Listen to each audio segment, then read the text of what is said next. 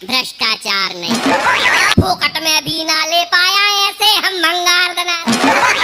आलतू जलालतू और आई बला कुटाल।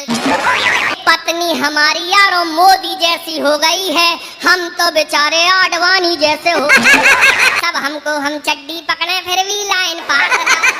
अपनी खुशी कबड्डी में है, भ्रष्टों के संग मैच करा दो, कर दे हम उपचार दना। बहुत बहुत धन्यवाद। आप सबको बहुत बहुत प्रणाम करता हूँ।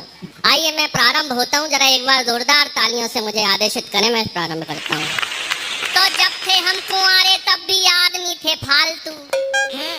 अरे जब थे हम कुंवारे तब भी आदमी थे फालतू, आजकल भी हो गए हैं शादीशुदा पालतू। वाह। जब से कभी हुए हमें देख सभी कहने लगे आलतू जलालतू और आई बला कुटाल। बहुत बहुत धन्यवाद। क्या खतरनाक सुना आपने, प्रणाम करता हूं। भगवान कसम जयपुर में एक बहुत बड़ा कवि सम्मेलन हुआ। एक बड़े सम्मेलन में एक बड़े कवि ने बड़ी देर तक कविता सुनाई, लेकिन किसी ने ताली नहीं बजाई। उस कवि का दिमाग खराब, गुस्से में जोर से चिल्लाया कि लगता है यहाँ जितने बैठे सब कसम खा के आए कि ताली नहीं बजाएंगे, लेकिन मैं भी कसम खा के आया कि ताली तो बजवा के रहूंगा, नहीं तो किसी बिल्डिंग से जाके कूद जाऊंगा। पब्लिक में से एक उठा, बोला साथ चल, धक्का मैं लगाऊंगा। आप सब लोग समझदार हैं, कहने की जरूरत ना पड़े।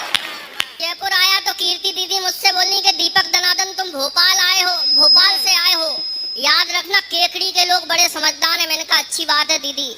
जैसे ही होटल गए तो फिर दीदी ने मुझसे बोला दीपक दनादन भूल मत जाना तुम भोपाल से आए हो, केकड़ी के लोग बड़े समझदार। मैंने कहा अच्छी बात है।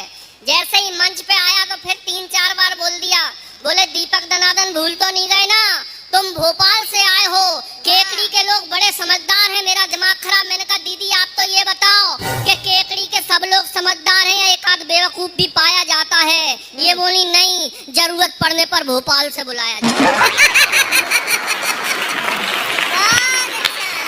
ये हास्य कवियों की भगवान कसम स्थिति हो जाती है, और आप ऐसे सुनोगे तो और खराब हो जाएगी। एक नेता ने खाने में मांगा अचार, हमने दिया एक बार, उसने मांगा दूसरी बार, तीसरी बार, चौथी बार, और जब मांगा 5वीं बार तो हमने कहा सरकार ये अचार है, भ्रष्टाचार नहीं। प्रणाम करता हूँ आपको, वाकई में क्या खतरनाक सुनते हो आप। दीदी बात कर रही थी प्रेम की, पति पत्नी की। प्रेम की स्थिति क्या हो गई साहब? मुझे देख के आपको लगता होगा कि मैं श्रृंगार रस का कवि हूँ, प्रेम का कवि हूँ, लेकिन भगवान कसम प्रेम से मेरा दूर दूर तक कोई वास्ता नहीं, क्योंकि मैंने जिससे प्रेम विवाह किया आजकल वही प्रेम चोपड़ा बनके मेरे सिर पे नागिन डांस कर रही है। बहुत अच्छा। क्या हो गया आजकल का प्रेम? 4 पंक्तियां सुनना, आज की राजनीति पे व्यंग करने का प्रयास कर रहा हूँ। केकड़ी के लोगों, देखना चाहता हूँ कि व्यंग के इतने बड़े अद्भुत व्यंगकार की इस धरती पे आप व्यंग कैसे सुनते हैं। सुनिए, राजनीति पे व्यंग करता हूँ, आजकल का प्रेम क्या हो गया। स्वागत। चेहरे पे उदासी लिए खोपड़ी खोजा रहा हूँ, भाग्य की लकीर मेरी हर जाई हो गई। चेहरे पे उदासी लिए खोपड़ी खोजा रहा हूँ, भाग्य की लकीर मेरी हर जाई हो गई। घर के जुगाड़ पाई खुशियाँ पा रहे, सब बेड लक यार के सभी पराई हो गई। तो झील के किनारे जिसे चाउमीन थी खिलाई, आज वही किसी और की लुगाई हो गई। क्या बात है। झील के किनारे जिसे चाउमीन थी खिलाई, आज वही किसी और की लुगाई हो गई। सुबह तो कांग्रेस के ही साथ घूमती थी, शाम होते होते वो तो भाजपाई हो गई। क्या कहने। वाह वाह वाह वाह वाह। प्रणाम करता हूँ आप।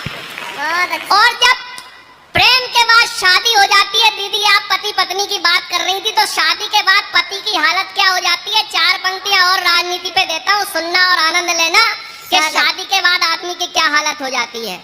दुनिया में छाए कभी बन के तराने, किंतु आज हम गुजरी कहानी जैसे हो गए। क्या कहने। दुनिया में छाए कभी बन के तराने, किंतु आज हम गुजरी कहानी जैसे हो गए। कभी बलवान थे पहलवान डरते थे, आज यारों बिसरी जवानी जैसे हो गए।